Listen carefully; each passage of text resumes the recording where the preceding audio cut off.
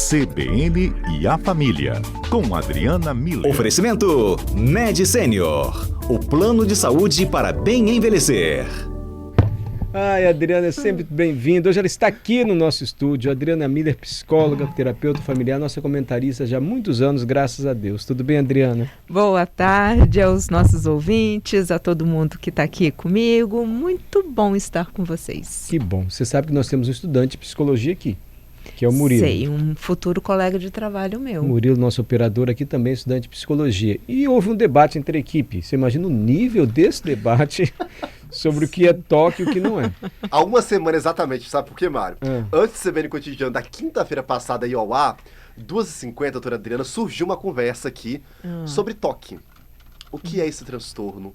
Como que ele impacta nas nossas vidas? Eu e Juliana, a gente arriscou falar algumas coisas. E eu discordei. Mas aí a gente deixou o Murilo, obviamente, fazer a análise dele enquanto estudante de psicologia. Aí eu falei, Adriana, se isso motivou um debate entre os integrantes do cotidiano, certamente a gente vai poder ajudar os ouvintes também, porque é um tema que vai gerar curiosidade. Aí a doutora Adriana, ela não diz não pra gente, ela topou o desafio. Olha o que eu falei, gente, toque é um comportamento que você repete porque você cria uma prisão na sua mente. Você pensa assim, se eu não fizer esse comportamento da maneira precisa ou algo assim, alguma coisa de ruim vai acontecer. Aí você fica fazendo esse comportamento toda hora. Pode se bater numa madeira, pode ser um jeito certo de fechar uma torneira, pode se lavar a mão. E você pode ficar preso desse ritual que você cria. Isso é o toque. Ele falou, não é. Uma superstição é toque. Entrar com o pé direito assim é toque. Eu falei, não é exatamente assim. O toque gera um sofrimento maior.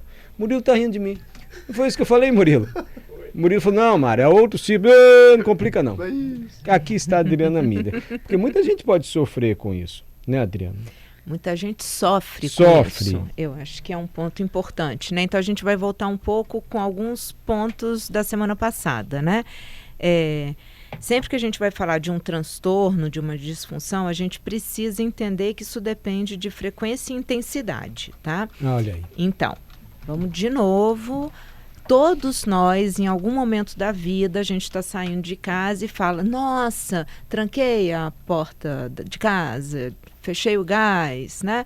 Todos nós, de vez em quando, a gente lava a mão, cheira e lava de novo. Então, a gente tem isso, né? Isso faz parte da nossa vida, de sermos humanos, né? Então, preocupação, medo, dúvida, esses pequenos rituais, né? Isso eu acho que faz parte da nossa vida, e desde que eles sejam esporádicos, né? Então, eu acho que esse é um ponto muito importante quando a gente vai pensar nesse transtorno de ansiedade que leva o nome de TOC, que é transtorno obsessivo compulsivo. E o que ele engloba? Os pensamentos, eles são obsessivos, então são pensamentos que eles chegam, eles são intrusivos, ou seja, invasivos mesmo. Do nada, vem uma ideia na tua cabeça. Eles são persistentes e eles são indesejados, eles causam um desconforto interno na gente. E eles têm outra característica, eles são categóricos. Então, é um tipo de pensamento que coloca como certo algo muito ruim para a pessoa caso ela não realize algo. Porque então, o pensamento é obsessivo e o comportamento, as ações, elas são compulsivas. E elas são... o comportamento é uma forma de aliviar a ansiedade que o pensamento causou. Então, vem esse pensamento dessa forma categórica, firme, né? Se você não fizer isso, algo ruim vai acontecer, gera ansiedade. Se você não voltar para checar a porta, tudo de ruim vai acontecer. Na sua vida, na vida de outra pessoa, né? Porque a coisa não se limita só ao indivíduo que está vivendo o assédio, vamos dizer assim, desse pensamento obsessivo. Dar um exemplo? A pessoa pensa assim, gente, do nada vem um pensamento na cabeça dela, um parente meu vai morrer. Se eu não voltar e bater na porta ou fechar de um determinado jeito... É o contrário. Desculpa, então. Eu sou muito cautelosa, Mário, com dar exemplos, porque como os pensamentos são intrusivos, eles podem se beneficiar da nossa conversa hoje para... A pessoa pode pegar isso. Não tinha pensado nisso. Desculpe então. Então, não, tá tranquilo. Não vai morrer nenhum parente seu, hein? Não foi isso que eu quis dizer. É o contrário. Então, Entendi. assim, vem o pensamento, né? Normalmente vem como uma dúvida, né? Uma dúvida muito sutil, assim, mas que a pessoa já está acostumada com a sequência, né? Então vem uma dúvida, essa dúvida vem com algo categórico, tipo assim, vai lá e acerta isso, né? E o acertar é que depende vira um ritual, vira uma mania, vira algo repetitivo, que vira o comportamento. E até a pessoa agir, ela entra nesse processo de ansiedade escalonar. Então, assim, as pessoas ficam reféns. E eu acho que quando você fala se sentem presas no pensamento, é isso mesmo. Elas se sentem presas dentro desse processo. É o pensamento e o comportamento. Porque se elas não fazem o comportamento, o pensamento continua ali gerando ansiedade. Então, por isso que é TOC, né? Obsessivo compulsivo. Adriana, já tem comentários aqui. Eu só vou fazer uma pergunta. Esse comportamento que a pessoa faz para se livrar desse pensamento, para conseguir conviver com ele, é um ritual? Sempre o mesmo ritual ou muda assim? Então, via de regra, é um mesmo ritual, porque, inicialmente talvez tenham várias versões, mas a pessoa mesmo vai vendo qual comportamento surte mais efeito, né? Ou às vezes o próprio pensamento induz. A questão é que vai escalonando. Então, o que antes uma vez só já valia, depois vai aumentando. Então, a pessoa realmente fica presa, fica refém da situação, né? E, claro que, porque ela fica prisioneira desse loop, né, de pensamento que exige um comportamento, gera ansiedade, a pessoa faz o comportamento, deu a deixa para o pensamento. Nossa, Então, a qualquer momento, essa ansiedade pode vir e esse comportamento é exigido da pessoa. Isso, claro, que gera efeito direto na vida das pessoas, vida pessoal, na rotina mesmo. Que as pessoas podem perder muito tempo com isso? Imagina isso se você tem que sair de casa porque o Uber está chegando. E o pensamento vem e fica te dizendo que você precisa fazer tal coisa, porque senão algo muito ruim vai acontecer. Você não paga para ver, porque algo muito ruim é algo precioso para você. Você perde o Uber, você perdeu o horário de onde você ia chegar. Então, assim, impactos grandes na vida pessoal, profissional e social das pessoas, qualidade de vida despenca, né?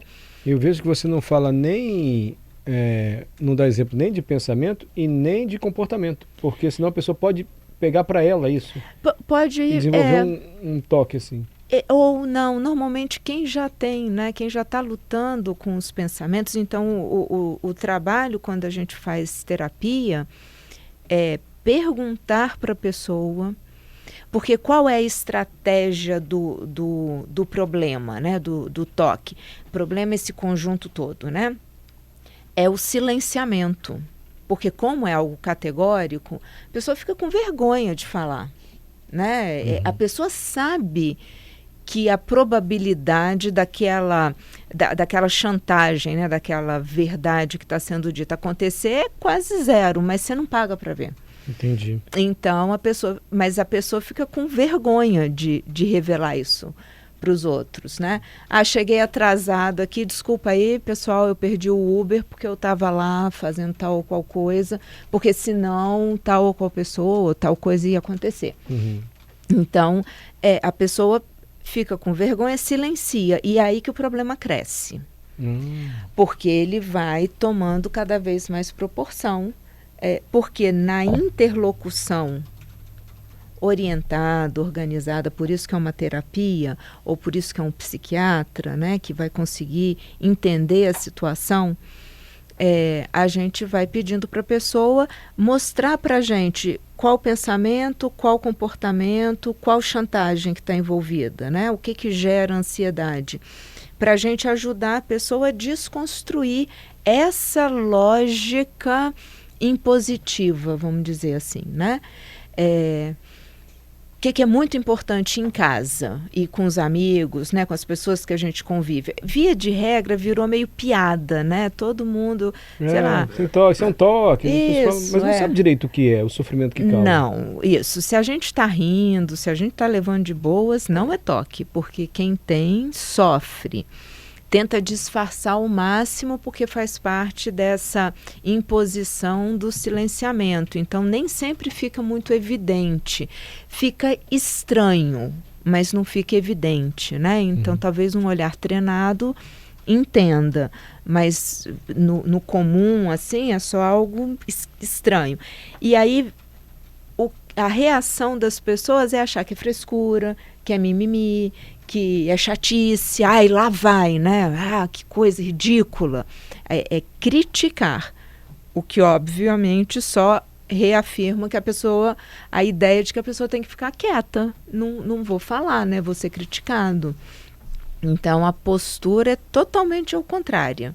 Tem idade que começa a aparecer, Adriano, o toque, e pode ser transmitido de pai para filho, assim, ou tem algo de hereditário nisso? De novo, todas essas doenças, esses transtornos psíquicos, não tem nada categórico, né? Ninguém encontrou um gene que... Então, sim, pode ser transmitido de pai para filho, pode ser aprendido, pode... O que eu vejo no consultório? Pais e mães que têm toque reconhecem muito cedo nos filhos. Porque, de novo, eles não falam, mas eles sabem. Então, quando eles começam a ver uns comportamentos, eles começam a agir. E, via de regra, eles agem de uma forma legal. Principalmente se eles já vieram para terapia. Então, tem pais e mães que, às vezes, na própria vida, eles não conseguem aplicar tanto as estratégias de desvio, porque estão há 30, 40 anos tentando minimizar o impacto. Então, eles muitas vezes precisam de medicação, precisam de um tratamento mesmo ali, disciplinado, né, para a pessoa poder pagar para ver, né? Assim, fazer a experiência e ver que é mentira do problema. Adriana, a gente vai para o Repórter CBN, eu vou ler 2 depoimentos, não são nem perguntas. E vou deixar uma pergunta. A pessoa pode se livrar totalmente do toque ou, na maioria das vezes, ela aprende a conviver e fica menos refém desse ciclo que você falou aí? Ritual, pensamento ruim, ritual de novo, enfim. A Silvana, olha o depoimento da Silvana. Boa tarde, meninos e meninas. Eu tenho toque. É muito difícil viver com isso. Silvana. Toda vez que saio do meu ateliê, eu dou uma conferida nas tomadas para não deixar nada ligado. Quando eu fecho a porta para sair, eu volto para conferir novamente. É horrível. Ela não relata se tem algo que motiva esse comportamento repetitivo. Ou ela não quer falar, ou ela não relata. E aí que eu fico na dúvida. Será que é mesmo ou será que é apenas uma mania? Enfim. A Carmen, boa tarde. Turminha maravilhosa. Nossa. Carmen, que gentileza. Eu fico com paranoia se deixei o gás ligado, o ferro, a chapinha. Chega a dar suadeira. Se eu não voltar, eu não fico bem. Pelo que a Adriana está dizendo, não sei se é uma precaução natural de todo mundo ou se chega a ser o transtorno. Giovanni, Adriana, quando eu saio do carro, normalmente eu tenho que retornar ao carro para ter certeza que ele está trancado. Isso é toque? Ele deixou a pergunta. Vamos fazer o seguinte, vamos para o Repórter CBN com as notícias aí do Brasil e do mundo. A Adriana volta comentando os depoimentos. 3h37, voltamos com o CBN Cotidiano. Estamos ouvindo a Adriana Miller, nossa comentarista, psicóloga, sobre transtorno obsessivo compulsivo, toque. A Adriana já deu um show aqui ao explicar pra gente que, todo transtorno depende da intensidade e da frequência com que esse pensamento, esse comportamento se manifesta. E ela estava falando sobre toque, que é uma prisão, que é um ciclo, um pensamento ruim gera uma ansiedade, para se livrar da ansiedade a pessoa volta a ter um comportamento ruim, isso gera de novo ansiedade, ela volta no comportamento ruim e isso é uma prisão, isso atrapalha muito a vida das pessoas. É muito diferente do, esqueci o negócio, toda hora eu volto para conferir. Não é isso, né, Adriana? E aí eu li 3 depoimentos aqui. Você quer complementar antes que eu lembre os depoimentos? Não, eu acho que é isso. Eu acho importante a gente deixar bem claro isso, né, Mário? Que a frequência e a intensidade são os 2 pontos centrais disso. Quem lida com o toque na vida sabe a prisão, o peso que isso é, e não é, eu acho bom a gente não achar que é uma coisa trivial e não achar que qualquer comportamento de querer a casa arrumada já é um toque. Não, tem que ter esse critério, né, de ser um pensamento autoritário e chantagista. Ele sempre vem condicionando. Se você não fizer isso, algo muito ruim vai acontecer. Então a pessoa fica presa naquele comportamento para ver se abaixa a ansiedade e ela recebe a permissão de seguir. Então é a pessoa, enquanto o toque está em ação, ela fica na negociação com aquele pensamento para ser autorizada a dar viver a próxima situação da vida dela, né? Como no exemplo aqui, descer para pegar o Uber. E você imagina, isso a gente está falando de uma forma geral, assim. Mas existem situações em que a pessoa precisa agir com rapidez, né? E o pensamento não deixa, ela não consegue. Eu dou o exemplo aqui que eu falei do Roberto Carlos, porque ele sempre fala que ele tem toque, né? Sim, não, ele é... ele sempre fala. É o exemplo. Eu disse que eu fui entrevistá-lo, é a 3ª vez que eu entrevistá-lo, 2ª ou 3ª vez. E essas pulseiras de acesso a bastidores, de espetáculos, você bota uma pulseirinha para entrar, né? E eu estava entrando para entrevistá-lo e o assessor dele correu e falou, pelo amor de Deus, tira essa pulseira. Eu nem sabia que estava com a pulseira. E ele falou, essa pulseira no seu braço roxa. E eu falei, mas vocês que me deram para ter acesso aqui aos bastidores. Mas é roxa. Se você chegar perto do Roberto com essa pulseira roxa, não vai ser nada bom para ninguém. Eu falei, mas por quê? Porque ele tem toque, não pode entrar com a pulseira roxa. Enfim, tirou a pulseira roxa. E o assessor direto dele me falou com todas as letras, eu sou um especialista em toque. Eu trabalho com o Roberto há alguns anos e eu me especializei, não é psicólogo como você, dele, desculpa ele falando. Sim. Eu me especializei porque eu preciso entender o que acontece com ele para evitar situações assim. Então eu sei que não é uma bobagem, eu sei que não é uma simples mania. E eu fiquei especialista em toque, então vamos tirar a pulseira. É isso, tá vendo, Mário? Eu acho que é um bom exemplo, até porque é sabido, o Roberto Carlos fez todo um trabalho de poder sair do silenciamento, né? Então poder falar justamente para que as pessoas entendam que não acontece de forma aleatória, né? E não tem nada a ver com nenhum detalhe de classe social, raça, gênero, nada disso, né? Então eu acho que foi uma postura muito bonita a do Roberto Carlos, e é um exemplo bem típico do que a gente está falando do toque. Vê, é uma pulseira, mas que vai deflagrar nele toda uma crise de ansiedade que vai atrapalhar todo o decorrer dali para frente. Ele fica refém do pensamento e do comportamento, até o pensamento liberá-lo, né? Dizer que agora sim. Então imagina você ficar preso nesse lidar com do pensamento, né? Então eu acho que é um cuidado que a gente tem que ter, de, por um lado, não generalizar e não banalizar, e, por outro lado, se a gente realmente convive com alguém que a gente percebe que está vivendo essa angústia, né? Eu acho que vale a pena conversar, falar para a pessoa buscar um psiquiatra, porque a medicação ajuda a controlar, procurar uma terapia, porque na terapia a gente vai poder falar sobre os pensamentos, as chantagens desse pensamento, né? Que argumentos o pensamento usa para manter a pessoa refém, que comportamentos são exigidos e como é que pode ser feito eu costumo falar lá no consultório, para a gente dar um cartão vermelho nesses pensamentos, né? Quando eles estão chegando, pof, cartão vermelho, está expulso de jogo, nem entra aqui porque a vida é minha. Eu tive o prazer uma vez de conhecer um advogado e ele me ensinou, ele estava explicando, né, sobre alguns critérios lá de posse de terra. E aí eu aprendi com ele uma palavra que eu só gravo, é tão aleatória assim, chama esbulho de posse. Segundo nessa aula lá, segundo esse advogado, esbulho de posse é quando uma pessoa chega numa terra e toma conta dela como se fosse dela e pronto. E aí o legítimo dono não tem mais acesso àquela propriedade. Quando ele falou isso, eu falei, gente, é isso que o toque faz. Ele mente. Chega na vida, é mais do que na mente. Ele entra e ele toma posse.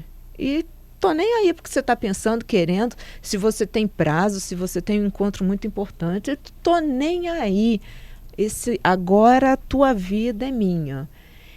E quando eu penso nisso, sabe, eu fico pensando assim, gente, que coisa injusta, né? Que desrespeito, a gente não pode. Eu acho que parte do trabalho do psicólogo é ser um ativista político nessas horas, né? Isso é muita injustiça. Eu preciso ajudar a pessoa a resgatar a dignidade e a posse da vida dela. Tem tratamento, gente. A Adriana está dizendo, tem tratamento. As pessoas conseguem se livrar totalmente ou trocam um toque pelo outro que seja menos danoso, que atrapalhe menos a vida dele, ou ele consegue domar o toque assim para seguir a vida? Eu acho que a pessoa consegue lidar, consegue, igual eu estava falando, perceber que o pensamento está chegando, porque já sabe em que momentos mais ou menos, né? E tirar o cartão vermelho e falar, não, pera lá, agora quem vai cuidar da minha vida sou eu, né? Então é antecipar. Para poder antecipar, a ansiedade tem que estar controlada, então o psiquiatra precisa estar nesse time, né? E também, por outro lado, é bom fazer a terapia para aprender essas estratégias de deixar o problema lá e você aqui. Eu trabalho com terapia narrativa, outro dia a gente vai conversar sobre isso, mas a frase que a gente usa na terapia narrativa é: a pessoa não é o problema é que é o problema. Então eu converso com pessoas e eu faço o máximo possível de ajudar a pessoa a empurrar o problema para lá. Cartão amarelo, cartão vermelho, sai da minha vida, sai do meu jogo da vida, sai... deixa eu cuidar e tomar posse do que é meu por direito e por merecimento, e eu estou cuidando bem da minha vida, eu não preciso de ajudas que venham só atrapalhar, né? Que maravilha. Não é sempre bom ouvir a Adriana Miller? Mário, depois de tudo que a gente ouviu, eu tenho certeza que a gente vai mudar totalmente nossa concepção. A gente não, querido, porque eu estava certo desde o começo. Não estava, Mário. Eu estava certo desde o começo. Só o Murilo que salvou, tá? Eu estava certo desde o começo. Vocês que estavam levando de uma maneira como se não fosse. Eu já sabia tudo. Já sabia? Adriano, não estava certo desde o começo, estava? não estava sabendo explicar. Mas eu estava certo, eu estava pensando conforme Adriano. Isso, então eu acho assim, respondendo até os ouvintes, porque se vocês, assim, o ponto é, se é algo que está atrapalhando a vida da gente, então é algo que a gente precisa procurar uma ajuda. Perfeito. Se é só prudência para poder dormir tranquilo de noite, ok. Então a gente chama isso de prudência. Né? Não deixa o pensamento ser maior do que vocês. Vocês todos são maiores do que qualquer problema. Olha aí, olha aí! Obrigado, Adriana. A Jaqueline está sugerindo, acho que é uma peça chamada Toque Toque. Que... É um filme? É um filme. Com comédia, trata do tema. Minha esposa tem mania de limpeza. Por mais que eu limpe a casa, ela acha que não está limpa direito. ela foi enfermeira, enfim. Mas a Adriana já falou como é que a gente pode diferenciar intensidade e frequência e se está atrapalhando a vida. Aí precisa de ajuda. E ajuda mesmo, gente. Terapia ajuda tanto. Consulta com psiquiatra pode ser fundamental também. Adriana, muito, muito obrigado, tá? Obrigada a todos vocês, um abraço e até quinta-feira que vem.